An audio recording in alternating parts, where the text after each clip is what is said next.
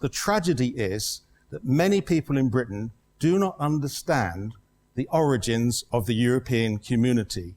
They think, because this is what they've been told, it was just about trade. It wasn't. Actually, the European community started in response to war, the most devastating war the world had ever known. The second of two world wars that originated on our continent of Europe. A war in which around 60 million people were killed, and a new word, genocide, had to be invented to describe the indescribable, which was the systematic and industrial murder of many millions of people.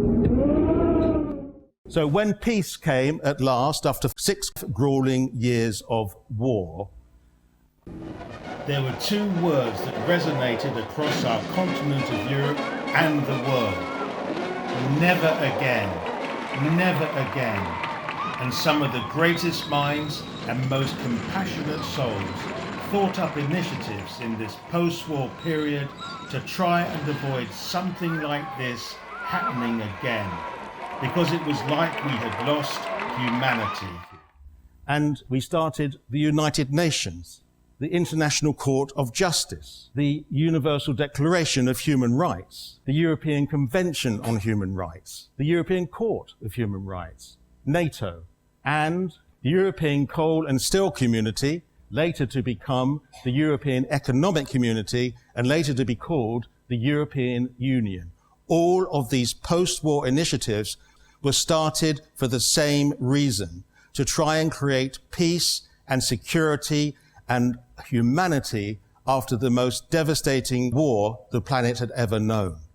And in particular, our war leader, Churchill, great war leader, in the immediate post-war years, set his mind to thinking what would be the antidote to war on a continent that was infamous for its countries resolving differences between each other by violence and war.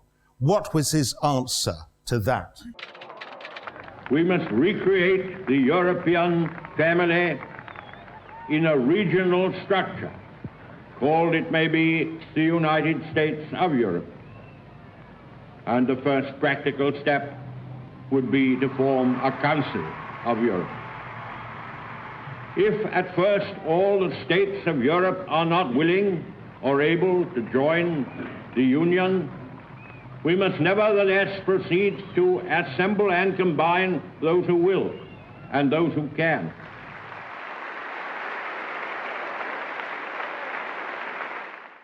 So it was Churchill's idea, among others, to have a union of Europe as a whole. He is recognized as one of the 11 founders of today's European Union.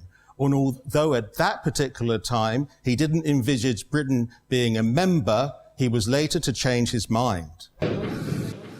We cannot aim at anything less than the union of Europe as a whole, and we look forward with confidence to the day when that union will be achieved.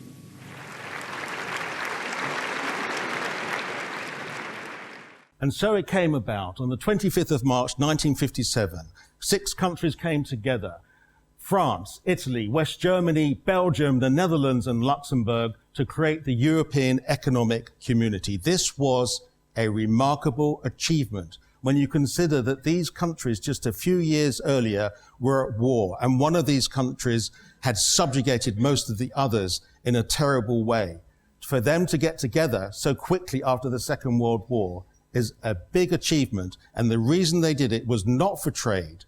Trade was the means, but the goal was peace. Peace on our continent.